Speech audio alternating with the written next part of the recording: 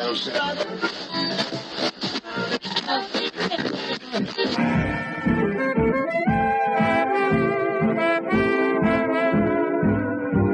is the Relic Radio Show, old-time radio entertainment still standing the test of time, from relicradio.com.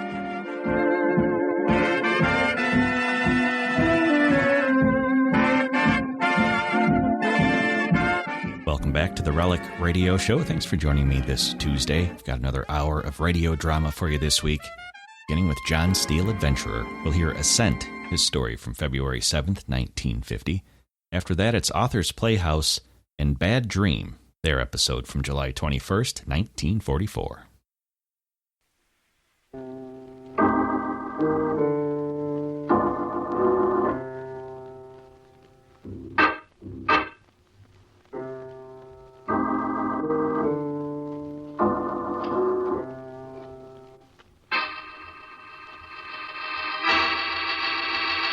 Take one man with a dream of the past.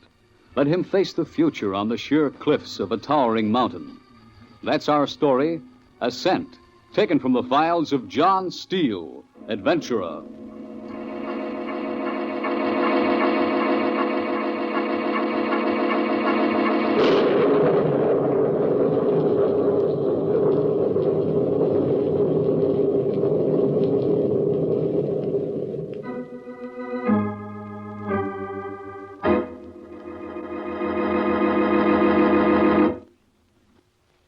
Hello, friends. This is John Steele. We're back this week to bring you another story of action and excitement. And this is one of my favorites. Some of my guests I've known quite well, and others only slightly. But this week's guest I know very well. Larry and I have been friends ever since he was an awkward kid. I've watched him grow into young manhood. Believe me, I'm mighty proud of him. Suppose you take over from here, Larry, before I tell the whole story. Folks, this is Larry Marshall. I guess mountain climbing fever runs in families. That's the only explanation I could find, because, believe me, nobody was more surprised than I was. You see, my dad was killed in 1938, just before the war. He and 4 friends set out to climb the Dörnelberg, one of the lesser peaks of the Swiss Alps, and, well, they just disappeared. I was a kid away in prep school at the time, so I got all my information secondhand from my mother. It seems they sent out search parties, but they never found them. I wanted to go home, but Mother said it wasn't necessary. I remember lying in my bunk up at school late at night crying, swearing that someday I'd climb that mountain and find out what happened to my dad. Then the war came along and postponed my plans. But after the war, I took my discharge in Europe, wrote the families of all of Dad's original party, asking them to help finance the expedition. And this was the surprise. They all wanted to come along. So I went ahead to Oberhofen, the little town at the base of the mountain, and settled down in a cozy inn to wait for the others. Within a month, they were all there, including John Steele, who'd come over at Mother's suggestion. It's good to see you again, Larry. Oh, it's good to see you, too, John.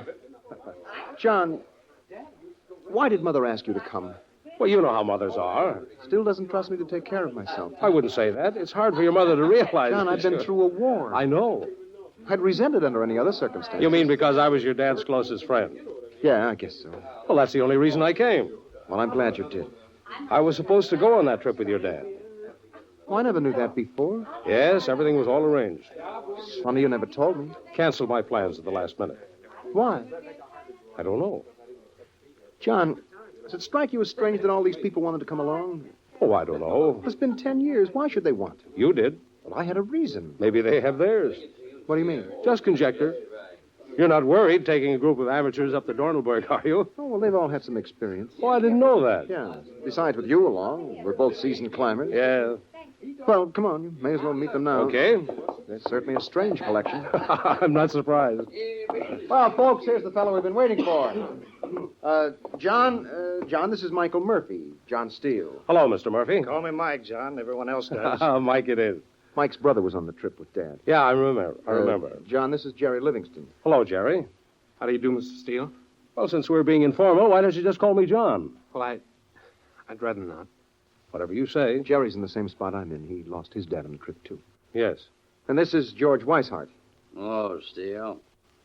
Doing a little celebrating, eh, George? Nothing wrong with celebrating a No, good... of course not. It's just that if I'm going to guide this party, then I'm responsible for your safety. I've been up a lot tougher mountains than Dornelberg. This time of year, any mountain's tough. Well, don't worry about it. Dornelberg may have killed my brother, but it won't beat me. Oh, I'm sure George will be in shape by morning. Oh, sure.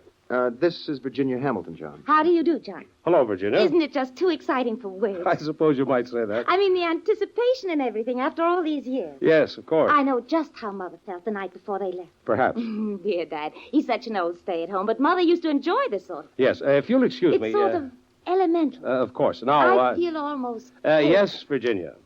We have 8 days of hard work ahead of us, folks. Is there anyone who feels he can't make it? No, of course not. Okay. Larry has gotten all our equipment ready. Now, I've arranged for us to be awakened at 4. In the morning? Yes, Virginia. We have to be on our way by 5. But that's so early. Well, good night, folks. See you all in the morning. Yeah, good night, Bye. Mr. Steele. Time to turn in, Larry. Yeah. I think I'll get just a breath of air before I hit the sand. Good idea.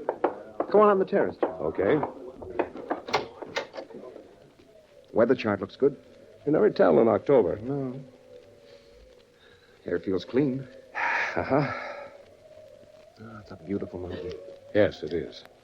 Doesn't seem possible. What? After all these years, I'm here. I was hoping you'd forget about this during the war. Well, I almost did. Can't wait any longer. What do you expect to find up on that mountain, Larry? I don't know. I don't know. Are you sure you want to make this trip? Yes, John. Very sure.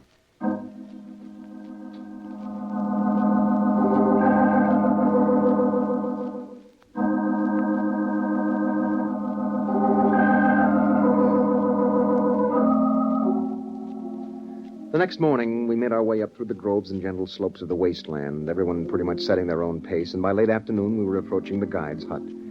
I noticed that Weishart had lagged behind a couple of 100 yards, so I dropped back to see if he was all right. Everything okay? Just taking my time. There's no hurry. Almost there now. Yeah, I know. You know? I mean, it's, after 5. I assume we're getting close. Oh. George, what was your brother like? Hmm? I said... I heard you. Well, If you don't mind. of course. I had no idea after 10 years you wouldn't want it. Did I say something funny? Very.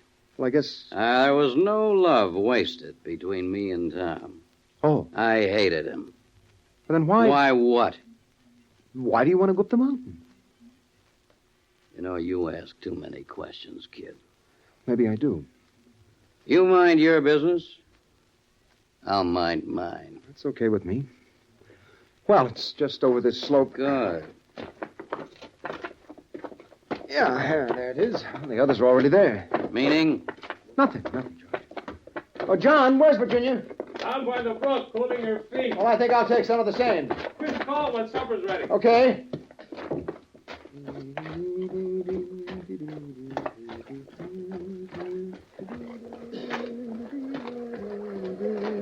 I'm over here, Larry. Oh, hi.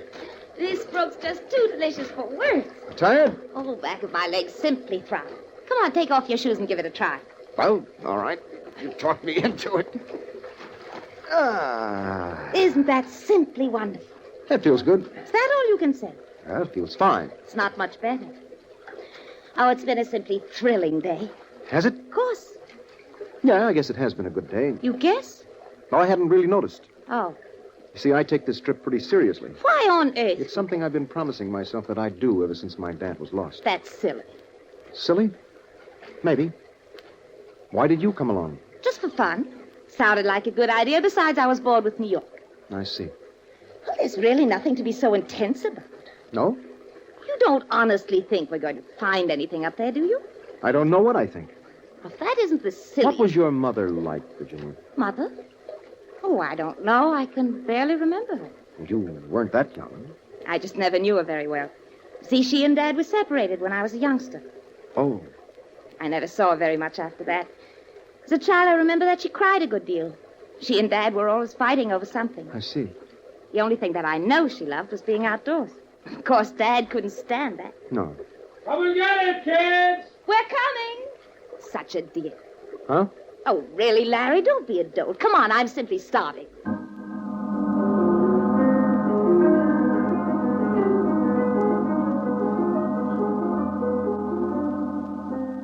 By mid-morning of the next day, we had reached the foot of the glacier lying between two huge ridges that swept up the Dornelberg. When we got up on the smooth ice of the glacier, John insisted that we rope up as a precaution. So we split up into two teams, Steele, Virginia, and Weishart on one rope, Jerry, Murphy, and myself on the other. John led the way, sounding with his ice axe before each step and watching for the discolorations that were sure signs of the voids under them. A sense of uneasiness was growing inside me. I wanted to know more about these people I was climbing this mountain with. Can't we rest a bit, John? I'm simply exhausted. Okay, Virginia. Can't waste time if we're going to make the first terrace by dark. 5 minutes more won't make that much difference. Well, how you doing, Jerry? Okay. Well, just sit where you are. Yeah. You okay, Mike? Strap on my rucksack's been loosening up for the last hour. Oh, well, here, I'll help you. Yeah. Really beautiful up here, isn't it? Yeah. So clear. Uh-huh.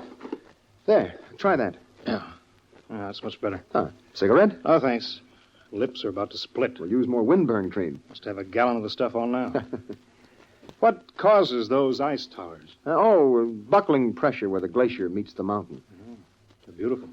Yeah, to look at, you mean. Yeah, what do you think? Well, if one of them falls over and starts down the glacier, you don't want to be in the way. Yeah, I see what you mean. Pretty risky, huh? Well, nothing about mountain climbing that's easy. Makes me wonder Oh, what? what we're all doing here. Why did you come?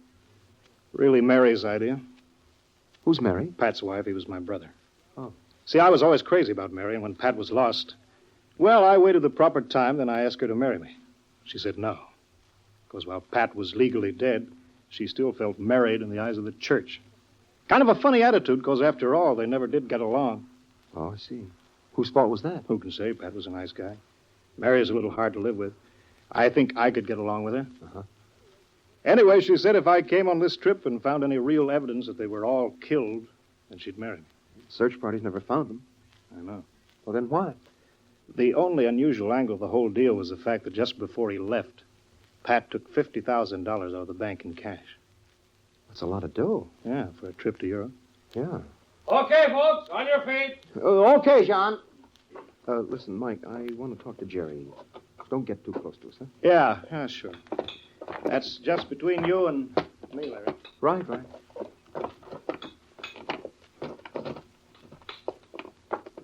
Well, feel rested, Jerry? Oh, much better. You've been kind of quiet all day.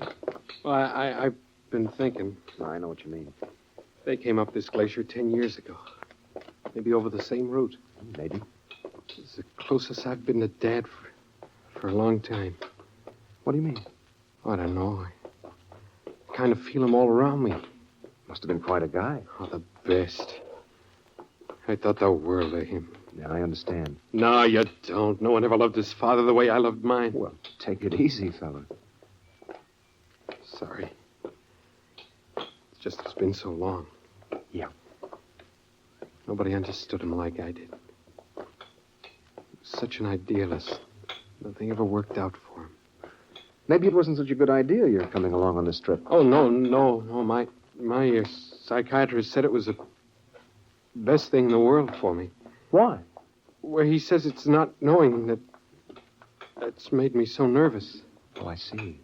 He says maybe if we can find proof that they were killed, maybe I can be myself again. Well, maybe he's right. Yeah. What's that? I don't know. Keep your eyes open. What is it, Steele? Ice buckling.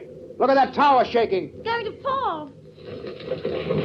Watch it. Sliding down the glacier. Headed this way. Get over. All right, come on, Jerry. No. Come on. Maybe that's how Dad... I'm sorry, fella. Mike, help me drag him. Yeah, coming. Hang on to him. All right, grab his legs. Right, here we go.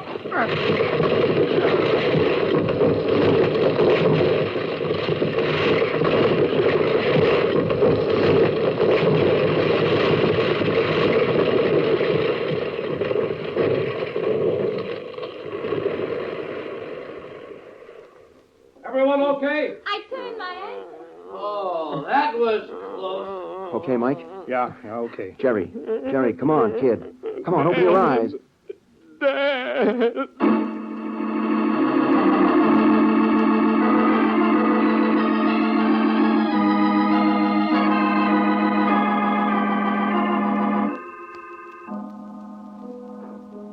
We made it over the ice fall and up to the first terrace by dark.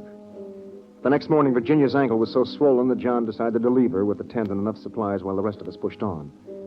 It had turned cold during the night, and we all pulled on extra sweaters and mittens before we started climbing. We worked our way up the gentle slope of the terrace till mid-morning when the ledge became noticeably narrower. What do you think, John? Terrace is good for another couple hundred of yards. I haven't seen anything that looked scalable. I've been watching, too. You gotta find something soon. Well, maybe we should have started around the other way. Never lose altitude if you can help it. Cardinal rule of mountain climbing, Jerry. Really cuts in here. Yeah. John, hold it. Huh? How about right here? Pretty steep. Little at first. If we can get up the first 30 feet, looks like the cliff face falls off after that. The corner isn't bad. You get a leg on each side. It might go. I'm willing. All right, what do you say, George? It's okay by me. It's the best we've seen. Well, let's go then. Right. Rope up, everyone. Okay. Right. Yeah. I'll lead. Then George, Jerry, Mike, and Larry, you bring up the rear. Yeah. Okay. Tie those knots tight. I'll leave about 40 feet between you and George, Jerry. Yeah. Here goes.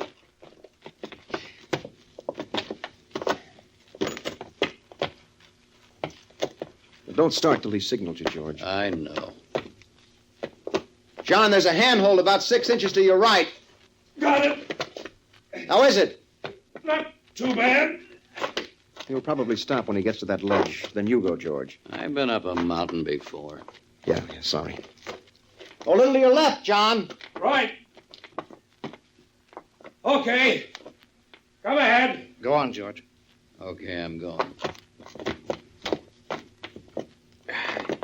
And that's the way it went. First George, then Jerry, then Mike, then it was my turn. And that's the way you climb a mountain. Not in big steps, but an inch at a time. You grip with your hands, with your toes, your knees, your chest, and you crawl up it like a fly up a wall. And most of the time it's lonely. The only company you've got's the thin lifeline of the rope twisting and turning over the rocks above you. Showers of stone beat down on your head and your shoulders, and you pull yourself up another inch, another foot, until you reach a ledge where the others have rested. But by that time, they've gone on. And then way above, you hear the leader hammering in steel pythons as he reaches the tough part of the climb. And later, you reach the python yourself, and you feel the steel spike in your hand, and new energy flows through your muscles because you know others have been there before you. We've been climbing for about 2 hours, and we're halfway up the cliff when I inched up to a ledge and found Mike resting. Okay, another foot and I can pull you over the ledge, Larry. Okay. Little to your right. Yeah. That's it. Okay, now. Thanks. Oh, what's holding us up? Cliff bulges out right above us. Oh? Took John a little while to work around it, get on top. George and Jerry make it okay? Yeah. Once we get on top, we'll be all right. You ready for Mike, John? Okay, send him up. Okay, get going, fella. Yeah. What's the matter? Nothing. Feel all right? Just a little tired, I guess. You want to rest? No, I'm okay. Well, work your way straight out on the ledge about 10 feet and then start up. Right. And that's it. Another couple of feet. Okay, now up. That's it. There's a toe hold to your right, up about a foot. Don't look down, Mike. Now, there you got it. Good. Now, can you reach that python? Don't think so. Well, look, shift your weight to your left foot. Good. Now, stand on your toes and lean for it. Can't make it. Don't look down. I'm slipping. Hang on. I'm gonna fall. Grab the rope, kick away from the cliff. What happened? Mike fell. Is he hurt? I don't know. Hit his head. Mike, you hurt? Help me. All right, hang on. John, belay him up. He's hanging right below me. Right. We'll get you, Mike. Just hang on. That's it. Keep him coming. More. Another 20 feet. Hang on, Mike. 10 feet now. Keep him coming. That's it. 5 now. All right, hold it, John. I can reach him. Don't reach for him. Pull him in. Right. All right, slack off. Hold it now. Okay, John, I got it.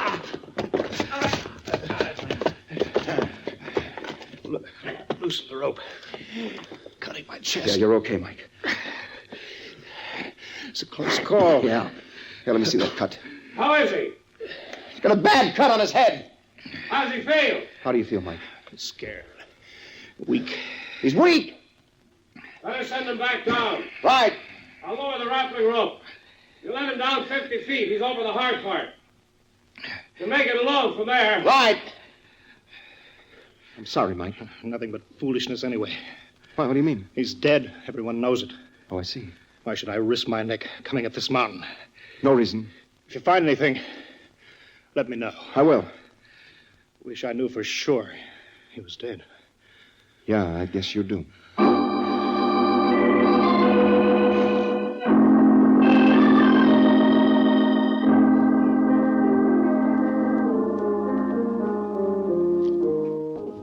We lowered Mike back down the cliff till he could go on by himself, then I worked my way up to the others. Once over the bulge, the rest was easy, and we made the second terrace by late afternoon. During the night, a heavy wind blew up, and by morning, a first-class gale was blowing. So John and I left George and Jerry to look out for the equipment, and we went on up the terrace. If the ledge went all the way to the top, we could give it a try, wind or no wind. But if the ledge ran out, and we had more scaling to do, we'd have to wait for a break in the weather. Too bad if we have to wait. Yeah, Only have supplies for 5 days. I know. You're cutting it pretty fine. Well, maybe the terrace goes all the way. Maybe. It's funny we haven't seen any sign. Of what? Dad's party? What did you expect? Oh, I don't know. John, what's that? What? That pile of stones looks like a cairn. Wait a minute, Larry. I gotta see it. Maybe Dad's. Take it easy. It is, John. It is. Are you sure? There's a tin can in here. Let's see. All right, wait till I get it open. Anything in it? Yeah, it's a piece of paper. What's it say? Wait a minute. It says Lawrence Marshall, July 28th, 1938. It's got signatures of all the others. Let me see. You're right. Well, now we know they got this far. Yes, we do. You don't seem surprised. I've known all along. How? Those pythons I was hammering in coming up the cliff, they weren't my own.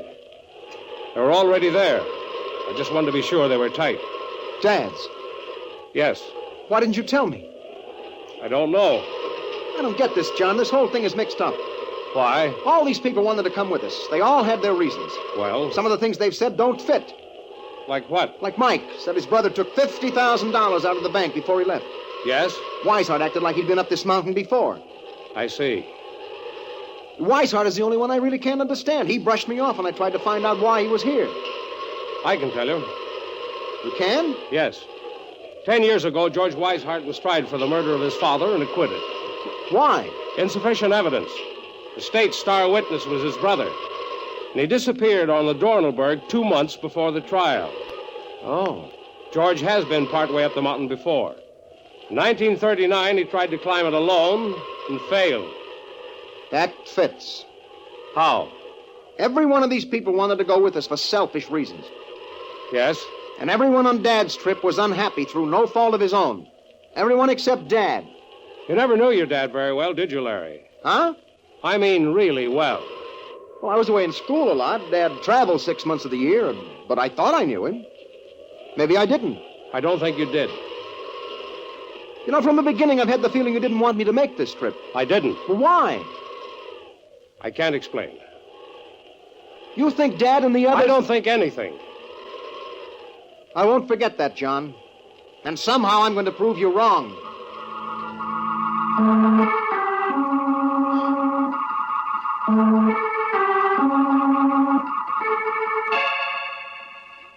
We went on up the terrace until it started to narrow and we knew we were going to have to scale for the top.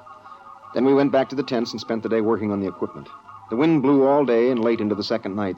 But when John woke me at 4 the next morning, the gale had died down. Jerry had burned his hand badly on the Primus stove, and John decided that he couldn't make the try for the top with us. We started scaling the cliff right where we'd found Dad's cairn, me leading, Weishart next, and John on the end of the rope. And John had been right. Every time I reached a tough passage and needed a python, I'd find one waiting just within arm's length. By noon, we were resting on a ledge just short of the top. The bald dome of the Dornelberg stretched 200 feet above us without even a handhold in sight. Nothing but smooth, shining rock. The ledge on which we were standing circled off to our left, and we decided to skirt the dome until we found something scalable. We worked our way around for 50 feet when the ledge suddenly narrowed to 3 or 4 inches. But we could see that after a passage of 20 feet or so, it broadened out again. It was our only chance for the top, so we decided to take it. I tightened the rope around my chest, worked my way out on the lip. Chest and face jammed tight against the cliff, I moved along an inch at a time, trying not to think of the 7,000 feet of air under me. Inching and resting until at last I felt the ledge widen under my feet, and I was over. Then it was Weishart's turn. Once you get out there, keep moving. Yeah. You sure that rope's tight? Think I'm a novice? Okay. Get going. Yeah. Attaboy, George. Keep going. Lean into the cliff. That's it. Legs gets narrow there. Don't rest yet. Keep moving. That's it. Yeah, that's it. Don't stop. Keep going, George. Rest in another 3 feet. Tired. I gotta rest. Don't stop. I gotta stop. Keep going. I'm tired. You're slipping, George. Move forward. I can't hold on. Hang on. Hang on to your rope, Larry. Yeah. Fall's broken. Can you pull it in? I can try. Take it easy. Not too fast. John, the rope is slipping over Hang his on to shoulders. the rope, George. Hang on. I can't. I'm slipping. Hang on.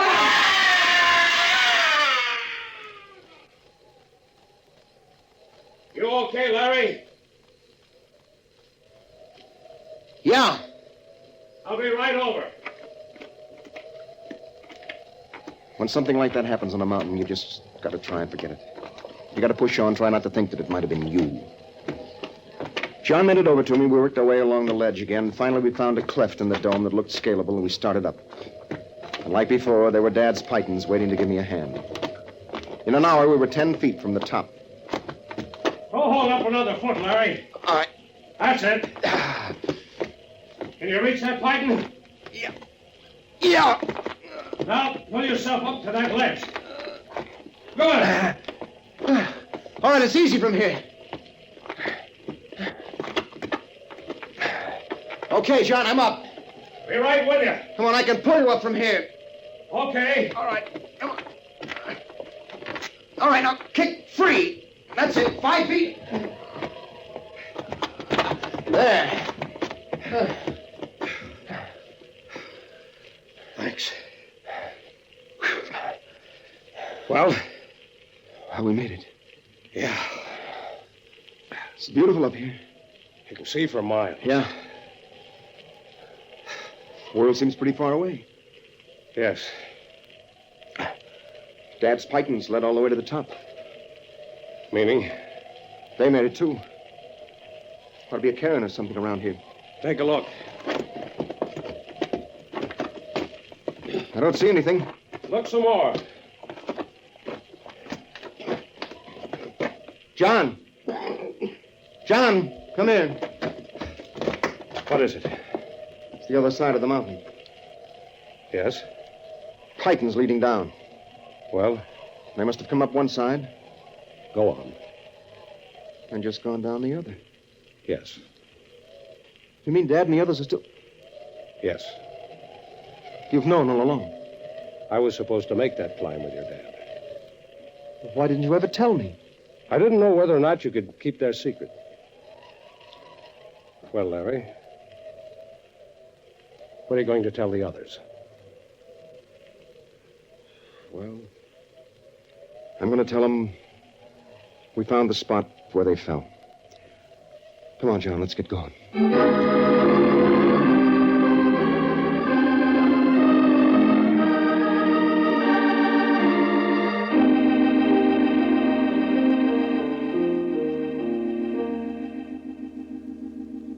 The title, Ascent, the story of a man who learned to leave the past where it belongs. And if you like Larry's story, why not come back next week, friends?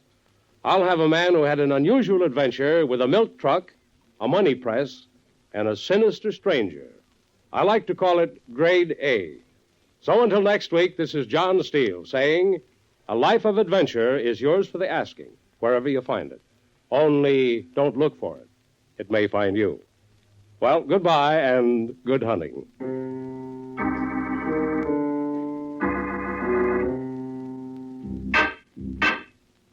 Remember, next week, Mutual presents Grade A, another story of suspense and action from the files of John Steele, adventurer.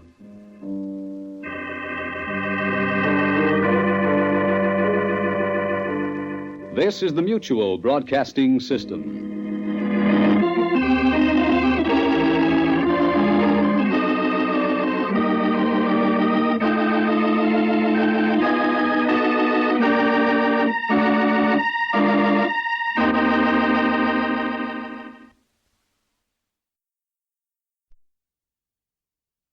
The Thin Man, usually heard over some of these stations, will not be heard tonight.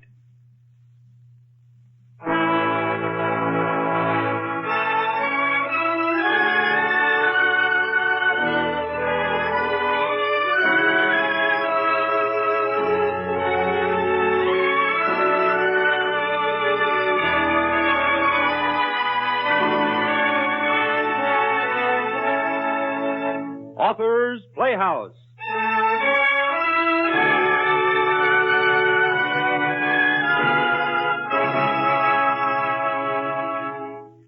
And there I was, chasing her in a bathing suit. Yes, she had on a green bathing suit, on the 10th green. She was very attractive, too. Well, gotta be going. Goodbye, honey. Well, for Pete's sake, what's the idea of turning your head away? Why, George, I don't know why I did that. I didn't know I was jealous over you. But for a minute I forgot it was a dream. I felt just as if you had been chasing Mrs. Maxwell across the 10th green. Oh. Want to play golf this afternoon?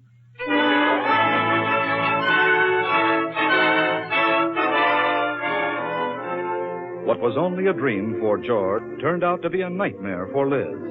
And then, of course, there was that tattooed leg. Author's Playhouse presents Isabel Scott Rorick's hilarious tale of Freudian frivolity, Bad Dreams.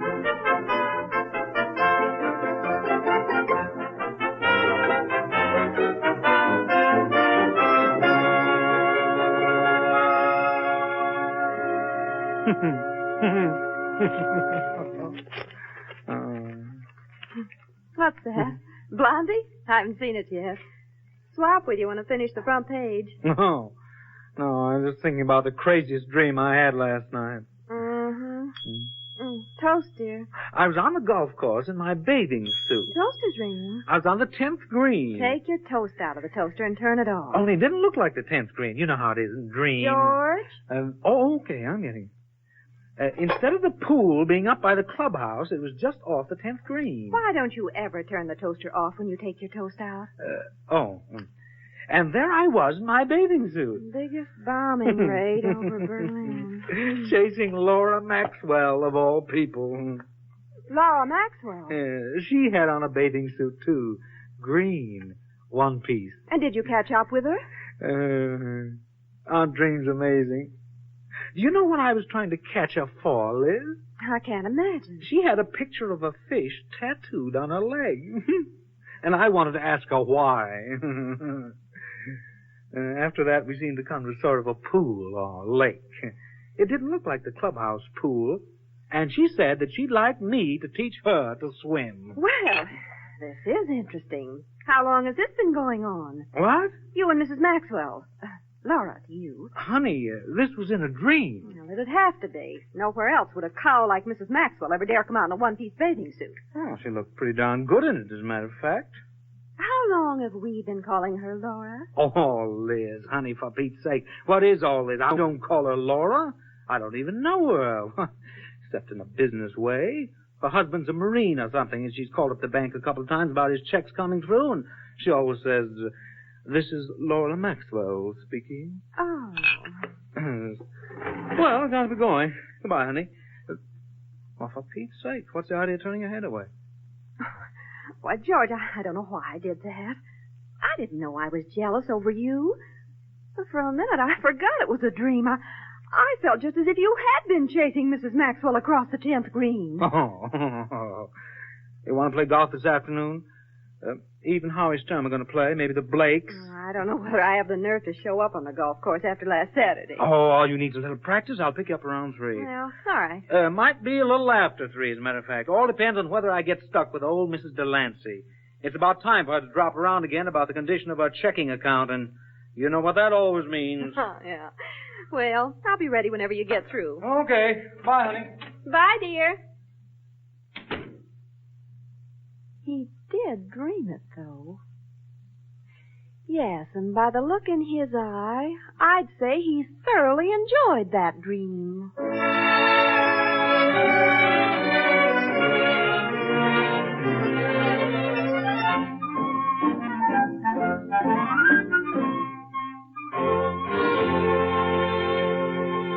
Hello, dear. Sorry I'm late. I picked up your clubs and told Howie to go on in case we weren't here by 3:30. I had a hunch this was the day for Mrs. Delancey. Well, even Howie are here right enough. I can see their little Betty down by the pool. For Pete's sake, what's the matter with Eve? Leaving her with that Blake brat again? Why not? Well, didn't I tell you he pushed Betty into the pool yesterday? He did. Well, that kid's a monster. I don't know why Vivian doesn't put him in a padded cell. Poor Vivian. I think she's done everything she can. Bobby just seems to have an excess of energy. You mean criminal impulses? Oh, there's Howie now, up at the clubhouse. Oh, Howie! We didn't expect you to wait for us. Why don't you and Eve go on? There's no rush. We're waiting for the Blakes, too. They're in the clubhouse. Hi, Eve. Hi. Say, what do you think? I got my hook finally. Now I got a slice. Well, I'm glad I've got you for company. I get an awful inferiority complex being the only one in a sand trap while everybody else waits for me. Say, you're certainly an optimist, Eve. Why's that? I see you've left Betty down by the pool with that Blake monster again. Oh, Corey Cartwright's keeping an eye on him. I didn't see Corey. He's down there with the kids. Is that so? Then who could this be coming out of the clubhouse? Hi, Corey. Why, Corey Cartwright. You said you keep an eye on Bobby. Now, take it easy. Take it easy. Your fair daughter is safe. Bobby and I had a man-to-man talk that appealed to his sense of chivalry. He gave me his word of honor to protect Betty with his life. Oh, I don't know. Maybe I'd better not play. You go on, Howard. I'm going right back, Eve. Don't get excited. I just came up for cigarettes, and I promise you they're perfectly all right. Why, they were playing together like a couple of... Who is that? Oh, that's our new member, Mrs. Maxwell. Hadn't you seen her before? Her husband's in the service, and she's supposed to be staying in town with an aunt. Can't understand how you've missed her, Corey. You're usually the first. Oh, give me time, Howard. Give me time. Oh, what a beautiful dish. Who are you talking about? Me? Oh, hello, Vivian. Corey's just got his first glimpse of Mrs. Maxwell. He's still reeling. Oh. I wonder who that woman ever sees. She's always out here playing alone. Doesn't anybody know her? George does. Oh, Liz, for Pete's sake. Oh, do you, George? How come? Oh, how she banks with us. That's all I know about her. Why, George, he's so shy. Huh? Tell Eve, dear, all about you and Mrs. Maxwell running around in your bathing suits out on the 10th green. What? She wants George to teach her to swim. Why, George, old man, what have you been up to? He says that she wears a green bathing suit, one piece, and simply gorgeous in it. Oh, I'll bet she does at that. Hey, Corey, I thought you were supposed to be keeping an eye on the kid. And George says she has one particularly fascinating feature. She has a picture of a fish tattooed on her hip. Her knee. Why, George, this is intriguing. Oh, Liz, now don't you think it's about time? What's that? Oh, that's Betty. Come on. Oh, good Lord. Bobby pushed her in again.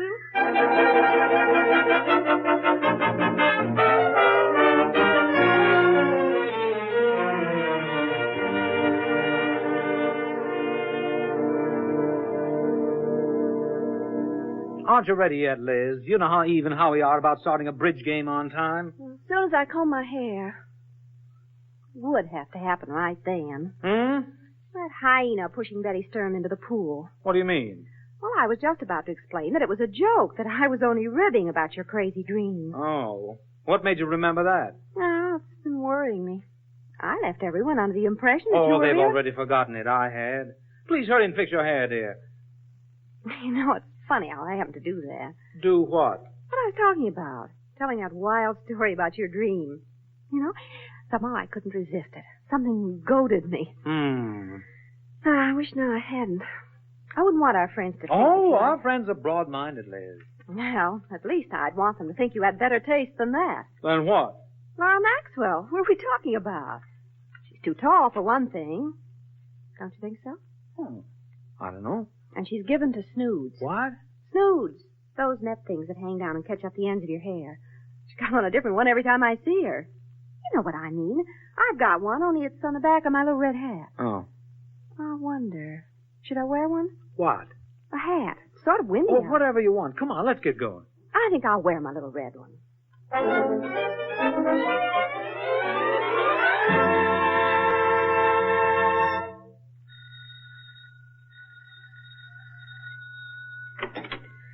Liz, for heaven's sake, where have you been? Howie's simply flaunching. You know how he is, George, about starting bridge right on the dock. Don't look at me, Liz. What's combing our hair? Well, here, George, you hang up Liz's jacket like a duckling. Okay. And when you get your noses powdered, come on in. I'm in a sort of a flurry this evening. I've got to help Howie with the ice trays. In all the years we've been married, that man has never learned to get ice out of a tray. George, you see what I see. Why do hangers always get tangled up in a closet? What's she doing here? Who?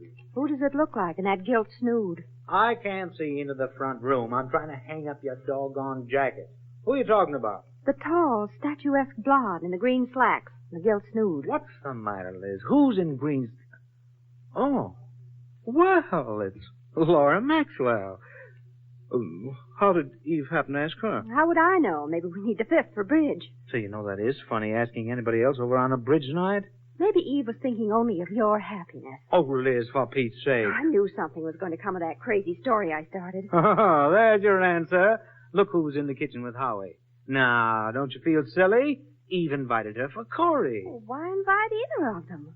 We never had 6 people for bridge before. George, Liz, what's the matter? Come on, let's get started. George was having a little snood trouble. Oh, why, that's perfectly silly. George doesn't wear snoods, do you, George? George should wear blinders. So I've heard. Liz, you're to play with Corey, Howie, and me. Come on, Liz, sit down. We're getting started half an hour late. Coming. And George, you and Laura can play gin rummy over at this little table by the fire. Oh. Hi, George. Hi. Laura, dear, you know George Coogan, of course. Why, of course I do. How are you? Oh, delighted, Miss Maxwell. You two don't mind if we put you off in a corner by yourselves, do you? How nice. Delighted. Oh, may I help you with that chair? You're sweet. For Pete's sake, let's play bridge. Come on, Liz. Delighted.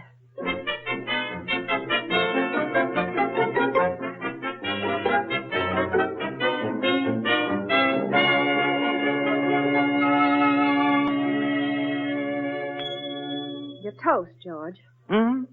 Oh, the toast. And turn it off for once. Look, honey, what did you want me to do? Be rude to her? Be rude to who? Last night at Eve's. Oh, that. I hadn't even thought about it. Well, then what's the matter with you this morning? I don't see what else I could do. Eve told me to play gin rummy with Laura Maxwell. Of course she did. I couldn't be rude, could I? There was no danger of that. You were simply dripping with old world charm. Oh, for Pete's sake. All I did was hold her chair for her to sit down. Don't bother. I'll get it. Oh. Hello? Oh, Vivian. Good morning. Oh, no, we were up extra early. We've already had our breakfast. Oh, of course, dear. We're counting on it. 8 o'clock, right? Uh-huh. Oh, well, where does she live? Oh, yes, I guess he would, wouldn't he? Well, of course, we'll be only too glad to. We'll be over at 8 then. Bye, dear. What was that? What was what? The dinner party. Vivian's been planning it for a month. It's all set for 8 o'clock, isn't it? With a slight exception. We're supposed to bring your Mrs. Maxwell. She isn't my Mrs. Maxwell, Liz. I'm using Vivian's words. So I thought if you were driving, you could pick up George's Mrs. Maxwell. Huh. Where does she live? That's what I asked Vivian. But she said, of course, George would know, wouldn't he? Well, guess I better get an early start for the bank. I'll have to go by the clubhouse and find out my dream girl's address.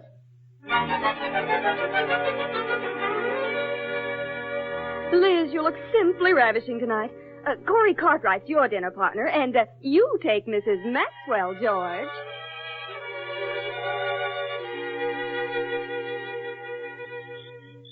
Oh, Liz, my beautiful, I was wondering where you were. Oh, hello, Corey. I felt a little stuffy, so I thought I'd come out and see how Joe's vegetable garden's getting along. How could you feel stuffy? You didn't eat 3 bites at dinner. Oh, don't be silly. I ate like a wolf. Now, look, Liz, I was your dinner partner, remember? I was the guy that kept talking to you and getting no answers. I saw how much you ate. Was I that obvious? No. To tell the truth, I think everybody was so interested in looking at Laura Maxwell, you could have eaten out of the sugar bowl without causing any stir. Well, how come you're not with her little group of admirers in the front room? Oh, I'm smart that way. I pick my spots when there isn't too much competition around. Well, that sounds fairly smart. couldn't even get a word with her now. George is doing such a masterly job of being protective. Say, what is this about old George? One night he had a silly dream. He was chasing Laura Maxwell over the 10th green. Well, I was fool enough to start ribbing about it the next day at the clubhouse. Oh, then that was just a dream you were talking about. Sure, but I never got to explain it because Bobby Blake pushed little Betty into the pool right then. And that business about the green bathing suit and the tattoo? That was all part of the dream. Oh, that's wonderful. Old Mossy back strutting around making like a tiger, and he's got you to thank for it. Very funny. Poor Liz. You know, you always did talk too much. Oh, shut up. Bad enough as it is. Now we've got to take her home since we brought her. Now I'll have to chatter like a monkey to keep up the conversation. She never says anything. All she does is sit and smile in her beautifully aloof way. Oh, here she comes with George. And just look at him being so beautifully aloof.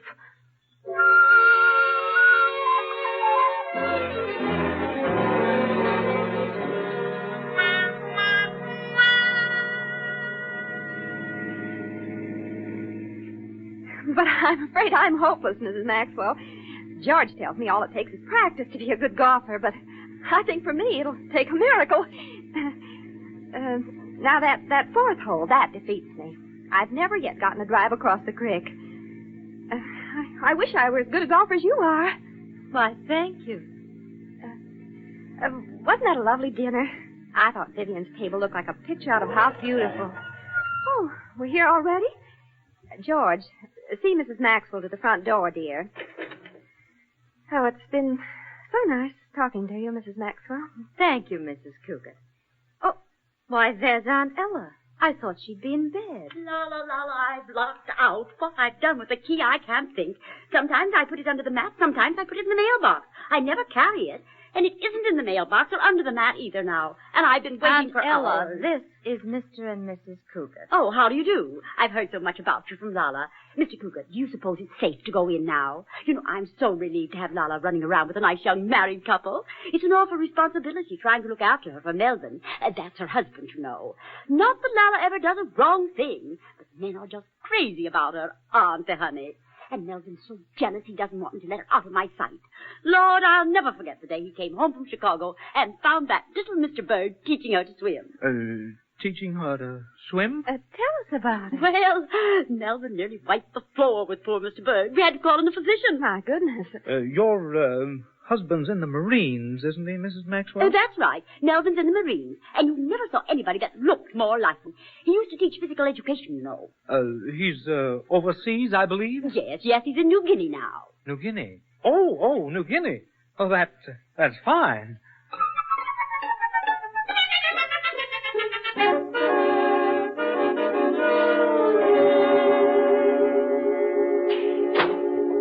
Well, Liz, how'd it go? Vivian, you are now looking at the next woman's champion golfer. I drove over that miserable creek on the fourth hole. Oh, at last. Well, congratulations. Of course, it took me 6 putts to get the thing in the cup, but you'll never know what it did to my spirits getting over that creek. Why, I was just looking at the clubhouse bulletin board. Did you see this notice? Oh, the swimming meet. Mm-hmm. No, I hadn't seen this, but I knew about the meet. George is supposed to be in charge of it. He is? Well, he must have done a pretty good job of teaching Laura Maxwell to swim. Look, she's entered the diving contest. He didn't teach her to swim. He didn't have anything to do with Laura Maxwell. It was all a dream. Liz. Well, it's gotten to the point where it's driving me crazy, and well, I'm sorry I yelled at you, Vivian, but, and I was feeling so happy over that fourth hole. Liz, what's the matter with you? Oh, I'm out of my mind, that's what. I'm haunted by Laura Maxwell. My husband had a dream that's turned out to be a nightmare. Vivian, that day I told you and even Howie and Corey about George and Mrs. Maxwell. Remember Bobby pushed Betty into the pool just then? Yes, I remember it well. He's still having some trouble sitting down. Well, I was about to tell you I was ribbing George about a crazy dream he had the night before. What? Anybody want to play around with me? Vivian? Liz? I said it was a dream. George told me about it at breakfast, and I got some uncontrollable desire to kid him about it that afternoon. Hey, are you both deaf? Then that business about the tattoo. Just a silly dream. Look, it's me, Eve. What on earth so fascinating you can't even stop to say hello to a guy? Eve, we've been taken. We've been doing our speculating all for nothing. It was a dream. What was a dream? About George and Mrs. Maxwell. All that stuff Liz told us was just something he dreamed. Is that so? Well, of course it's so. Oh, I feel like a fool inviting her for his dinner partner. But even I thought you were serious. You seem determined to be a good sport about it. So... Are you sure you're not being a good sport about it now, Liz? Eve, you cynical little cat. Can't you take Liz's word? Oh, let it go, Vivian. I'm surprised that even you believe me. Wait, Liz. I'll pound some sense into this woman. No, I'm going into the locker room and take a shower. I don't know her personally, but I've seen her out here. They say she's tattoos. Used to be an acrobat or something. Yes, I heard that. She came here with Farnham and Bailey, and then when she got mixed up with George Cugat, she just stayed on. Isn't that a shame? A common circus performer. I wonder if his poor little wife knows. She must. I understand they go out together all the time. Liz, where are you going? Liz!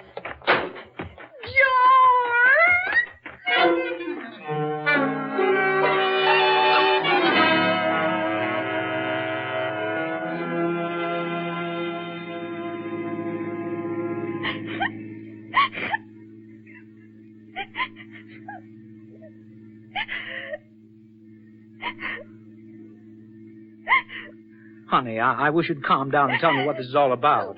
I was just getting ready to play golf with Howie and Joe. It was bad enough being kid about our friends, but everybody in town's talking about it. Oh, George, you gotta do something. Me? You gotta stop this silly talk about you and Mrs. Maxwell. Oh, now, Liz, you aren't going to let anything like that get you down, are you? What do you care what people say? You know there's nothing to it. Well, I don't know. I've heard this story come back at me so many times. I'm beginning to believe it myself. Oh, no, honey. You're just getting yourself upset by a lot of old gossips that don't mean a thing to us. Now, we'll take you in the house and dry your eyes, and maybe I can get back in time to catch up with Joe and Howie. We've got a bet on, and I'm playing good golf today. Oh, George, you don't even care. It doesn't even bother you. Well, what's there to be bothered about? Oh, wait a minute. I'll come around and let you out. Well... Who did this? What? What a cheap trick. If I ever catch the guy... It's going to take a razor blade to get the doggone thing off. George, what are you talking about? That sign on the back of our car. That sticker that says, "Tell it to the Marines."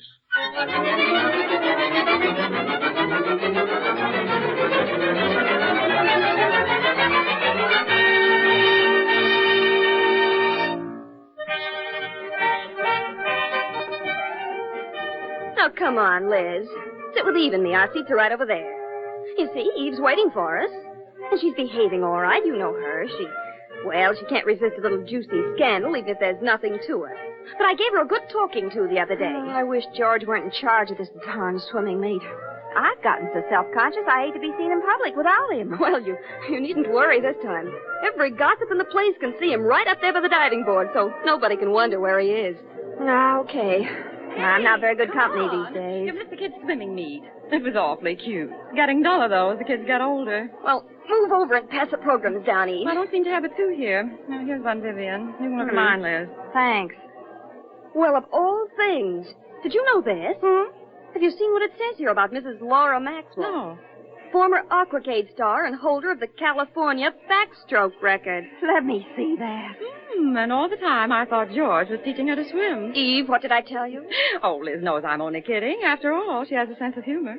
Was it by any chance you that put the Tell It to the Marine sticker on our car so I could have a good laugh? Oh, no, darling. Now, don't blame me for everything. That was Corey. You know what a fiend he is about jokes. There's Mrs. Maxwell now. Doesn't she look stunning? Oh, that white rose. Don't tell me she's going to dive in that. Oh, no. George is going to gallantly... see? George, the Cavalier, taking the fair lady's cloak. Liz, there's the green bathing suit. Oh, she just turn around. No, don't mind me, Liz. I believe you're absolutely about the dream and all that. But I just have to see for myself. Look, there's the fish. She has a fish tattooed on her knee.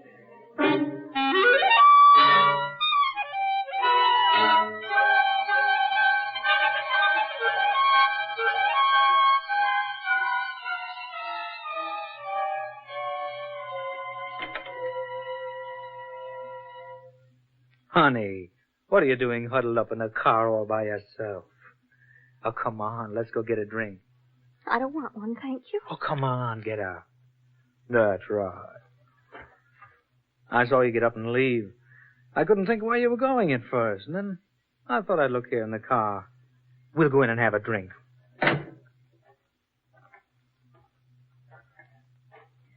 Well, I'm sorry I didn't stay to see Mrs. Maxwell try to break her back stroke. How'd she come out? Oh, I didn't stay either. I left as soon as I saw you get up. You know, Liz, there's something funny about that tattoo. Yes, isn't there? Just suppose I'm getting psychic or something. She's got it higher than it was in my dream. But still... Hey, Liz! George! She did it! I didn't know she had one, honey. Honest, I didn't. She did it. Oh, what a baby. Just look at her. She broke her own backstroke record. Congratulations, Mrs. Maxwell. Come on, folks. I'll buy the drinks. Come on, we've got to celebrate. Hey, Bill! Yes, sir. Have you got any champagne? Yes, sir. Good boy. Now pour some up for the champion. She broke her own record. And Mr. and Mrs. Cougat and I'll have a drink on that, too. Yes, sir. Man, oh, man, we're made. Say, you two, what was the idea of leaving? Huh? You didn't get to see. Hey, what's the matter with Liz? Well, you weren't crying, are you, beautiful? Holy Mike, the tattoo. Liz, I didn't mean for you to fall for it. I was cooking it up for George. Oh, you were? I sure it was too good a bet to pass up. I bribed Laura to wear a green suit and let me draw a fish on her leg with my fountain pen. But everybody in the place knows it's a gag by now. See? Go on, show 'em, honey. There, you see? When she came out of the water, it was practically washed off. Now, if you'd stuck her on a little longer... Oh, Liz, I meant to let you in on it, but I got so excited watching the exhibition. What a stroke, baby. It's perfect, you know that? Or nearly. There's just one little thing. Is there? Yeah, I think I could use something that would really polish that backstroke till nobody could touch it. Will you show me then? Will I? Here you is, Mr. Cartwright. Mr. Cartwright, don't you want the champagne? Oh, I've got a sudden appointment, Bill. Give it to the Cougars. I'll see you kids later. Well? Well, I guess I'll have my champagne now. Pleasant dreams. Oh, here, honey. Let me wipe your nose. You got tears all over it. Yes, sir. What would you have, sir? Who's that, George? The Marine who just came in. Nothing right now, bartender. I'm looking for Mrs. Maxwell. You know if she's here? I'm her husband, Captain Maxwell. No, sir. Why, Mrs. Maxwell just went down to the pool, Captain, with a Mr. Cartwright. Oh, she did? Oh, thank you. Yes, he's teaching her to swim. May I show you the way?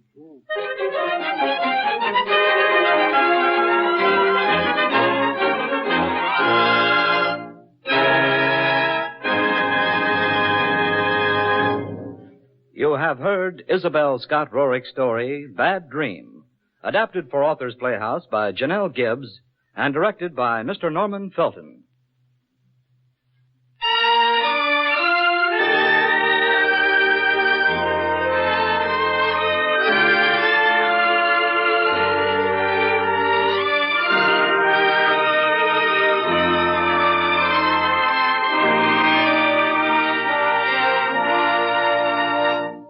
Miss Kay Campbell was heard as Liz Cougat, Mr. Arthur Peterson as George Cougat. Others in the cast of Authors Playhouse tonight were Miss Eve Parnell, Mr. Wilms Herbert, Mr. George Caesar, Miss Mary Lou Newmeyer, Miss Geraldine Kay, and Miss Bess McCammon. The musical was conducted by Joseph Galicchio. Next week, same time, same station, Authors Playhouse will bring you H. Vernon Dixon's gripping story of heroism below the sea, Two of a Kind. That's it for the Relic Radio Show for this week. Hope you enjoyed our selections this time. You can find more from John Steele, Adventurer, Authors Playhouse, this podcast, all the other podcasts, and thousands of other old-time radio episodes at the website relicradio.com, a website that is made possible by your support. If you'd like to help out, visit donate.relicradio.com or click on the link on the website. Got some downloadable sets for certain donation amounts, though anything is always helpful and appreciated. Thanks for helping us keep going every week, and thanks for joining me this Tuesday. I'll be back next Tuesday with another episode of the Relic Radio Show.